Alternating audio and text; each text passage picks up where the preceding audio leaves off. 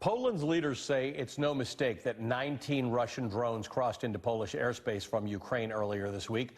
Poland's military, with help from NATO allies, shot them down before they could cause any damage. But the implications of this latest violation of Poland's airspace are already being felt. NATO allies are sounding the alarm, reminding Moscow of their principle of collective defense, which views an attack against one NATO ally as an attack on all. NATO Secretary General Mark Rutte launched an operation Friday known as Eastern Sentry, which will use allied assets to strengthen defenses along NATO's eastern edge. Polish Prime Minister Donald Tusk said a line has been crossed, with Russia's incursion warning this is the closest Poland has been to open conflict since World War II. The Russian Defense Ministry claims the drone incursion was an accident and that the military-industrial complex of Ukraine was the intended target, insisting, quote, there were no targets envisioned for destruction on the Polish territory. But Poland, along with most of NATO, is not buying that, except for Donald Trump, who was asked about the incident on Thursday. What's your reaction to Russian drone incursion into Poland? Could have been a mistake. Could have been a mistake. But regardless, I'm not happy about anything having to do with that whole situation. Prime Minister Tusk fired back, posting on X, quote, we also wish that the drone attack on Poland was a mistake, but it wasn't, and we know it. This is the first time Russian drones have flown this deep into NATO airspace since Russia's full-scale invasion began in February of 2022.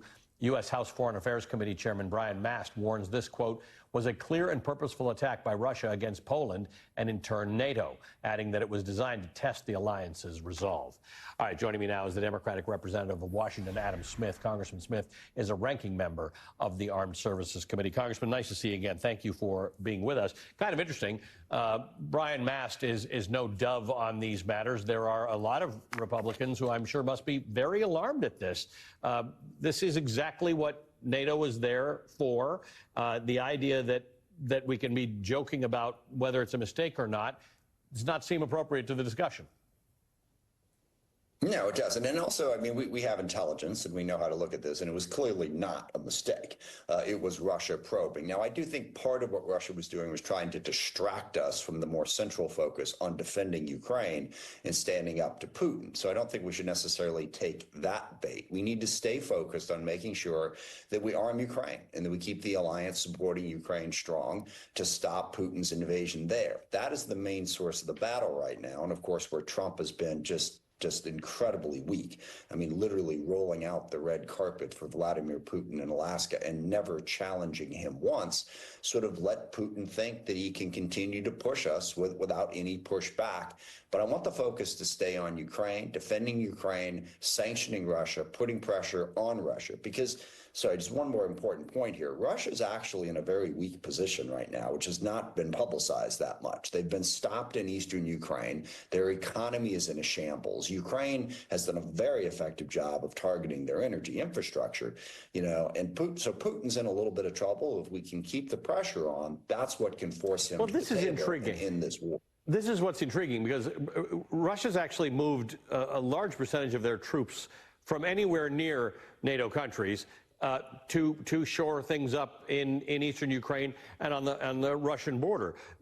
It's not viable that Russia's in a position to launch a war against a NATO country or launch anything that feels like aggression against a NATO country. I understand why those NATO countries on the border are worried and should be, but at the moment, that seems like an unfeasible thing for Russia to do. Yeah, no, it's an important point. I remember a couple of years ago, I was in Estonia, actually, and I was looking at Estonia was showing you where Russian troops were, and the Estonian defense minister kind of joked. He said, I could take St. Petersburg right now if I wanted to. He said, I probably couldn't hold it, but they are all down focused on Ukraine. And I think that's why the way to look at this is it is an effort to distract us from the fight in Ukraine. Now, President Trump's absolutely wrong to say it was an accident. And once again, he seems to just reflexively say whatever Putin's talking points are. But again, we need to stay focused on Ukraine and focused on protecting them, because that's what will force Putin to the bargaining table. When you say this is a distraction, just to be clear, the distraction is causing tension between NATO members or between European NATO members and the U.S. And you're saying it's not that it's a zero issue, but it's what Putin would like us talking about, as opposed to talking about how we make sure that Ukraine keeps the upper hand in its invasion, in Russia's invasion of Ukraine.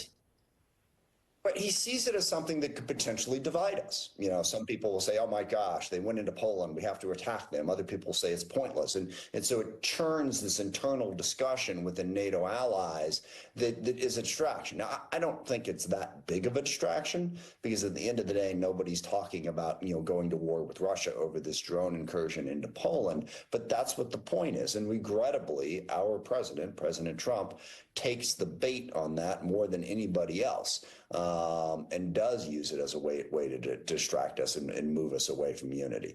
Now, I will point out, we had a vote. National Defense Bill was on the floor last week. We had a vote on whether or not to cut off money from Ukraine, and it overwhelmingly was defeated.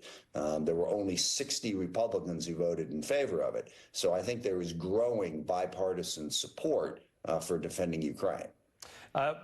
Last weekend, we spent a lot of time talking about this boat in Venezuela. The Trump administration ordered a military strike on a speedboat that was off in international waters off the coast of Venezuela. Said they boasted really about the 11 narco-terrorists they say were on board.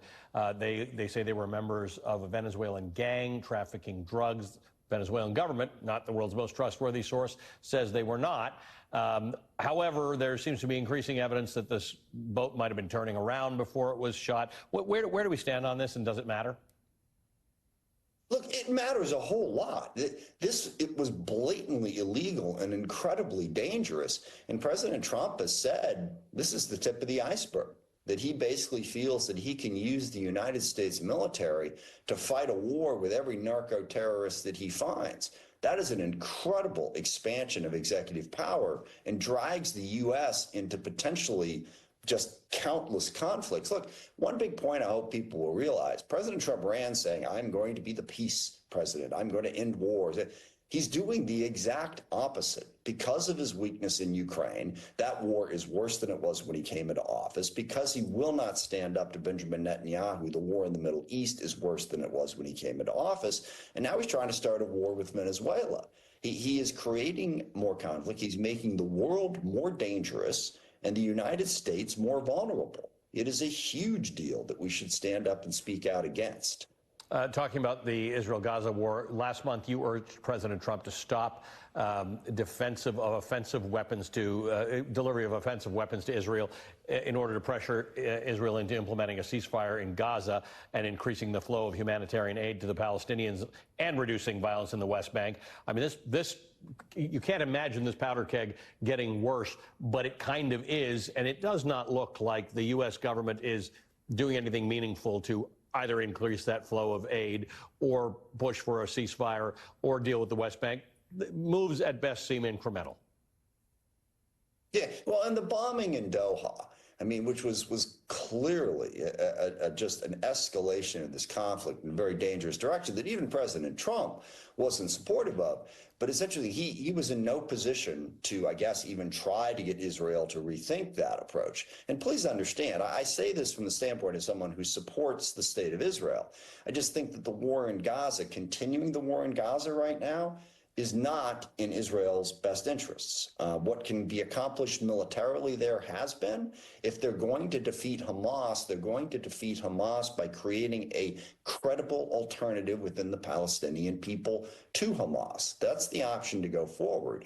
And you're not going to get the hostages back either by simply continuing this war, and certainly not by trying to kill off the negotiators. So, look, I support Israel. I don't support what Prime Minister Netanyahu is doing right now, and I think the U.S. should exercise influence to try to get them to change course.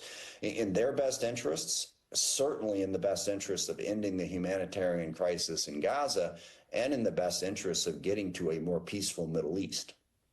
Congressman, good to see you as always. Thank you for joining us, the Democratic Congressman Adam Smith of Washington. All right, still ahead, the surprising new details emerging about the profile of the man accused in the assassination of Charlie Kirk.